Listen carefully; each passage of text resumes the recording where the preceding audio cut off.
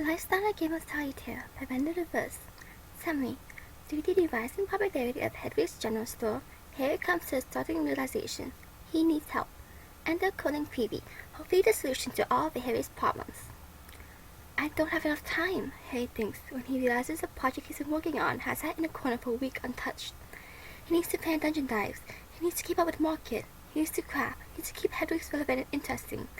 He also needs time to rest, because Harry did not leave the adventuring life to jump from one fire to another. He just needs time. There's not enough time in one day to do all of this. What he needs is help. So, the very next day, he puts up a help wanted sign in the corner of his storefront window in hopes he doesn't get anyone too shady or drunk. Actually, he would prefer if his help was an adventure. Tom is quite enough already. He just hopes this works. It's one thing to open a shop. It's a whole other thing to manage an employee. Harry meets his savior 3 days later. He's a bit young, but beggars can be choosers. Besides, Harry doesn't think he has the right to say anything about age. He technically started working before socially acceptable. Hi, I'm Colin Creevey and I saw you looking to hire a cashier. I don't have a lot of experience, but I'm willing to learn. I worked at my dad's stall selling milk once or twice in the halls, and I help out with the cows when he needs hand. I know you don't need much of an intro, but... So, the kid's a bit chatty. No problem. Harry can work with that. Better chatty than bratty, he figures. Harry holds up a hand to stop him. How old are you? He asks. Colin isn't overly short. He's just lanky, with 2 thin arms and ill-fitting clothes that try to hide what can be seen. I'm 16, sir, the boy answers promptly. Then he stands there waiting for Harry's evaluation, the closest to perfect picture of obedience a teenage boy can get. He's a little rough on the manners. Fidgeting behind his one back is still fidgeting, but Harry doesn't care much for those anyway. Colin seems friendly enough. 16 is better than 13 years guesstimating anyway. Harry nods. We'll try it out. My starting wage is 13 seconds per hour, if you're willing. At his acquiescence, Colin's eyes light up. Oh, definitely, of course, thank you, sir. Write it down. Probably so heavy. He holds up his hand again, and Colin quiets. Harry's kind of amused. He feels powerful in an entirely different way than usual. I got it. Slow down there, he says, trying to tell him gently. Here, I reward actions, not lip service. If you do good work, I reward good work. Come back tomorrow at 7 in the morning if you're ready. Colin stares at him, voices the least prominent part of his expression. There's a bit of wonder, a bit of caution, a bit of eagerness still within his eyes, and then he smiles. Yes, sir! Harry starts to take gear to his swordstone. This will be a test for him, too. Colin arrives 10 minutes early, and Harry doesn't give him time to consider if he should knock or wait. He opens the door, lets him in, and shuts it again. Hedwig's opens at 8 today. He watches the kid turn his head this way and that, trying to take in the displays now that the store is empty of people. It's quiet, and Harry knows that this gives it a different feel than when the doors pop open and people come and go. I don't recognize you as a customer, Harry finally says. Colin immediately spins out. Oh, no, I don't... Is that okay?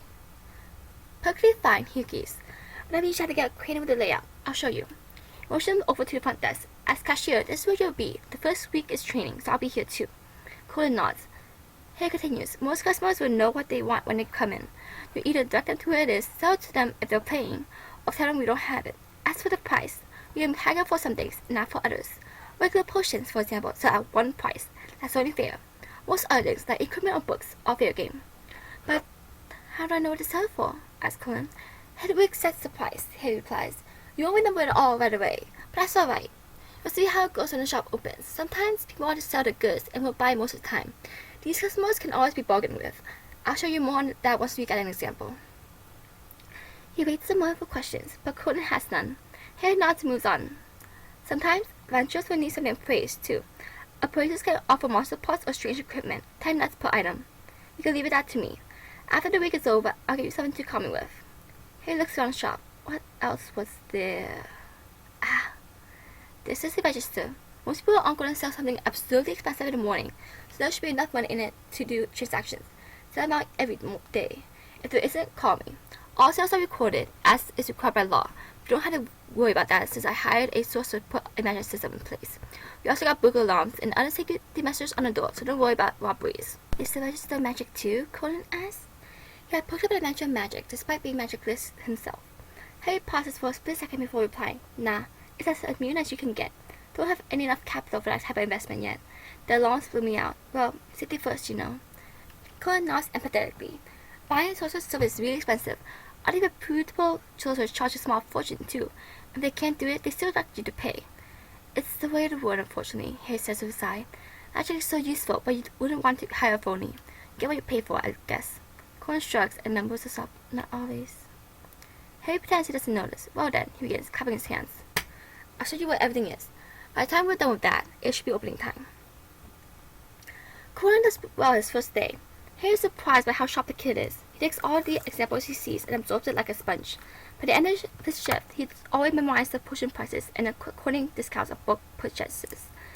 At some time on the second day that Harry realizes something important. Colin is a visual learner. Physically different items has been more valuable than a small description, so Harry adapts accordingly and makes a cheat sheet for his new member. It's a list of the items he usually has in stock, with the picture, the base price, and then a color number line with percentages for haggling. He also chops it to be nonsense to anyone other than Colin himself. No need to really reveal his recipe for success to anyone, right? Kid's got good eyes too. He notices the faults of an item before the seller has even finished advertising it, giving him an unexpected sixth sense for scams. Harry definitely does not mind this sort of cashier. Despite how naive he seemed at first, Colin has potential. On the third day, the woman and daughter duo walk into his store. They smile and wave over at Harry, and Harry waves back but doesn't say hello yet. He leaves them to their shopping, and only when they come up to the register does he greet them verbally. Good morning, the woman says. Harry smiles. Hello again. Do you finally find everything you need? Yes, just fine. Oh, whose is this? She looks over at Colin. You look familiar. Oh, wait, you're the painter boy, aren't you? Harry watches with interest as Colin pales and stutters. No, you must be... The woman, bless her heart, doesn't get a clue. She smiles again, the smile of her mother. Her question stops. How's your brother doing? Colin forces a smile back. Doing okay. Yes, he's doing right.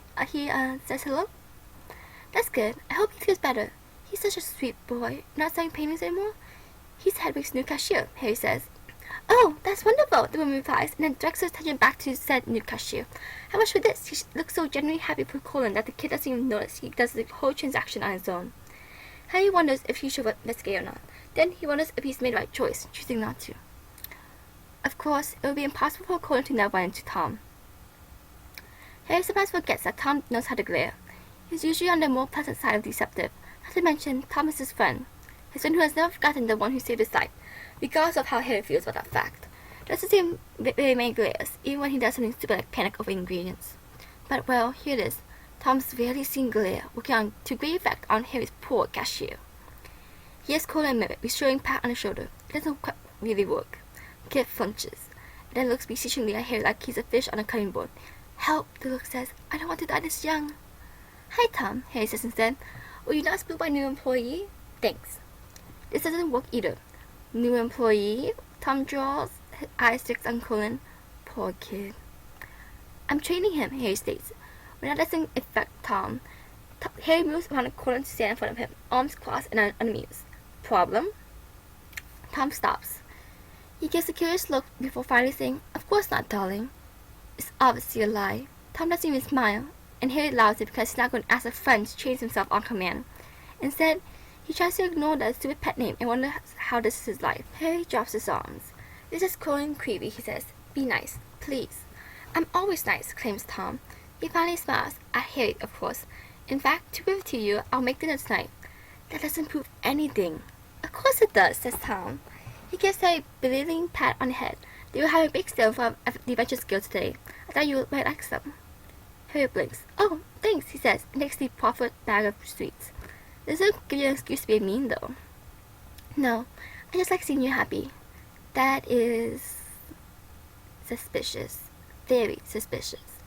Harry gives him a hard stare, trying to see if his expression would crack under pressure. But Tom was either an award-winning actor in his past life, or he is now secretly a golem, because he doesn't even budge one bit. So, Harry decides to go with the safest option. Assume it's good-natured sarcasm. Tom, Harry figures, is much like a shark. If he smells blood, he will relentlessly pursue his prey, smiling all the while. Therefore, Harry cannot let Tom sense weakness. He'll be teased to death otherwise. Sure, Harry says, hoping just as sarcastic as Tom was. Then, lifting the bag of sweets, he asks, These are safe to eat, right? Instead of a verbal reply, Tom takes a cookie out of the bag and takes a bite for himself. Then he offers the rest of it to Harry's mouth. He tries it. It's nice and sweet and open raisin and good, Merlin, bless Tom. Bless soft cookies too. How anyone could enjoy crunching on a cookie if I guess a deep-fried crispy chicken wing boggles his mind. Team stop cookie or go home. That's just so, he in fact says. These are really good. Who's hiring big star at the Adventurers Guild? Tom doesn't answer. Instead, he smiles like cats and cream in a nut butter syrup before saying, "It's good that you like them. I'll see you later, Harry." "Oh, bye. Thanks again." Tom waves, his back already turned. Harry watches him go and then shrugs. He'll ask him again later. "Want one?" he says, offering cookie to Colin. Colin takes it, both baffled and scared. Harry hopes the cookie calms him down. "Who was that?" he asks. "Just Tom," Harry answers. "He's an adventurer. The adventurer who dungeon dies for us. We see him quite often." The kid looks terrified. Harry sighs. "Don't worry, he just, Tom's not barking no bite. Yeah, that's it. He never seriously hurt you. I told him out of the shop if he did. Later does Colin know. Only the last part isn't a lie. That should be okay though, since the last part is an important part." Colin gulps and then nods. "Is he a customer, sir?" he asks tentatively. "Sometimes, yes. Usually for potions, though, so you don't need to haggle." There's an audible sigh of relief. Harry laughs. "Just think of it this way. Tom's the most terrifying customer you'll meet. Everyone else, they'll be comparing puppies to both. If you can handle Tom, there's no one you can't do business with." Midway to eating cookie, Colin nods vigorously. "So it was a test? That was brilliant! I understand, sir. Thank you for the lesson. I want you down." "Well," Harry thinks, "a little misunderstanding is good for the soul. Or is that to be laughter?" "It'll be fine," he decides, then whistles right after the thought.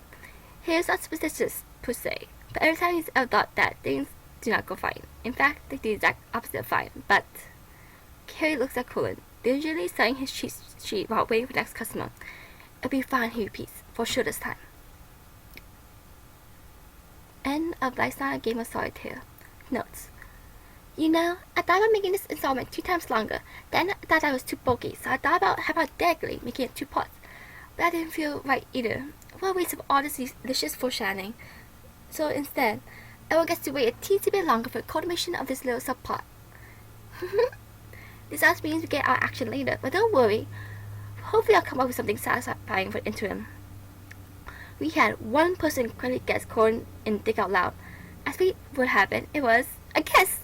The episode was gone, man. By the beginning guesses, I didn't think anyone would get it. Everyone was moving in the realm of Death Eaters and really dark stuff. Side note, I'm having a lot of fun coming up with these nonsensical titles. It's kind of addicting. Happy belated Turkey Day!